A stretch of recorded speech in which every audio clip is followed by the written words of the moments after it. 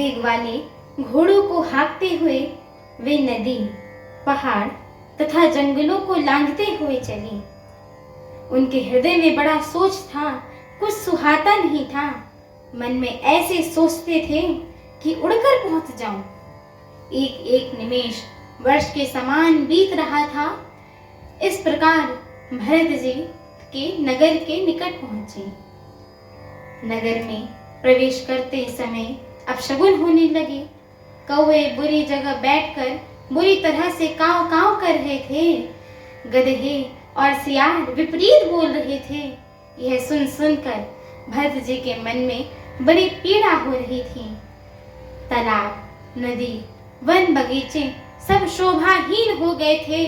नगर बहुत ही भयानक लग रहा था। श्री रामचंद्र जी की वियोग रूपी से बुरे रोग से सताए हुए पक्षी, पशु, घोड़े, हाथी ऐसे दुखी हो रहे थे कि देखे ही नहीं जाते थे। नगर के स्त्री पुरुष अत्यंत दुखी हो रहे हैं। मानिए सब अपनी अपनी सारी संपत्ति हार बैठे हों।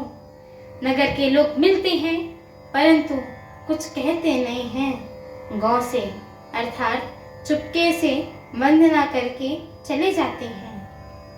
भरत जी भी किसी से कुशल नहीं पूछ सकते क्योंकि उनके मन में भय और विषाद छा रहा है। बाजार और रास्ते देखे नहीं जाते हैं। मानी नगर में दसों दिशाओं में दावाग्नि लग गई है। पुत्र को आते सुनकर रघुकुल रूपी कमल के लिए चांदनी रूप कैकेयी बड़ी हर्षित हुई। वह आरती सजाकर आनंद में भरकर उठ दौड़ी और दरवाजे पर ही मिलकर भरत शत्रुघ्न को महल में ले आई। भरत ने सारे परिवार को दुखी देखा, माने कमलों के वन को पाला मार गया हो। एक कैकेयी इस तरह हर्षित दिखती है, मानिए भिलनी जंगल में आग लगाकर आनंद भर रही हो। पुत्र को सोच वश और मन मारे। बहुत उदास देखकर वह पूछने लगी, हमारे नैहर में कुशल तो है ना? भरत जी सब कुशल कह सुनाई। फिर अपने कुल की कुशल क्षेम पूछी। भरत जी ने कहा कि कहिए पिताजी कहाँ हैं? मेरी सब माताएं कहाँ हैं?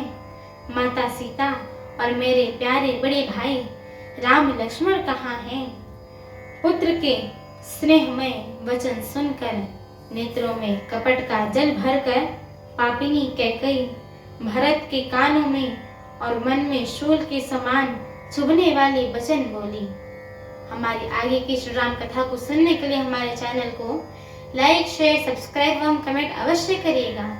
एवं आप सभी हरि भक्तों से हम दोनों बहनों का एक छोटा सा निवेदन है कि कृपया आप सभी हमारे श्री रामचरितमानस जी के इस मंगलमय पाठ को पूरा अवश्य सुना करिए, क्योंकि स्वयं परम पूज्यपाद श्रीमद गोस्वामी तुलसीदास जी महाराज ने कहा है कि जो भी नर नारी, मनुष्य, जीव जंतु एवं पशु पक्षी प्रभु श्री रामचरितमानस जी के इस मंगलमय पाठ को सुनते हैं, गाते हैं, कहते हैं एवं श्रवण करते हैं, उनके जन्म जन्मांतर के सारे पाप नष्ट हो जाते हैं।